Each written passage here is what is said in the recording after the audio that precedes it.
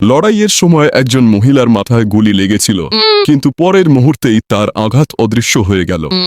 এই দৃশ্যটি এক বৃদ্ধ মানুষকে আতঙ্কিত করে তোলে। সে জানত না যে মহিলা আবার ঠিক হয়ে যাবে, তাই সে একাধিকবার মহিলার উপর গুলি চালায়, কিন্তু ফলাফল আগের মতোই হয়। এই মহিলাকে যতবারই গুলি করা হোক না কেন, সে মরেই না। বৃদ্ধ লোকটি বুঝতে পারে তার শেষ সময় ঘনিয়ে এসেছে। মহিলাকে নিজের দিকে এগিয়ে আসতে দেখে সে আত্মসমর্পণ করতে চায়, কিন্তু মহিলা তাকে আত্মসমর্পণ করতে দেয় না। সে সরাসরি বৃদ্ধের কোমরে গুলি চালায়, তবে বৃদ্ধ মারা যায় না, বরং সে এতটাই রেগে যায় যে সঙ্গে সঙ্গেই পাল্টা গুলি চালাতে শুরু করে। কিন্তু কে ভাবতে পেরেছিল যে মাটির নিচ থেকে একটি অজগর রাক্ষস বেরিয়ে আসবে আর বৃদ্ধকে গিলে ফেলবে।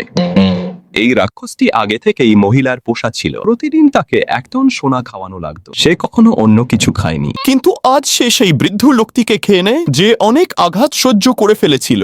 রাতের মাঝখানে সেই রাক্ষস আবার মাটি ফুঁড়ে উঠে আসে। দেখে মনে হচ্ছে এবার সে পুরো শহরটা খেয়ে ফেলবে।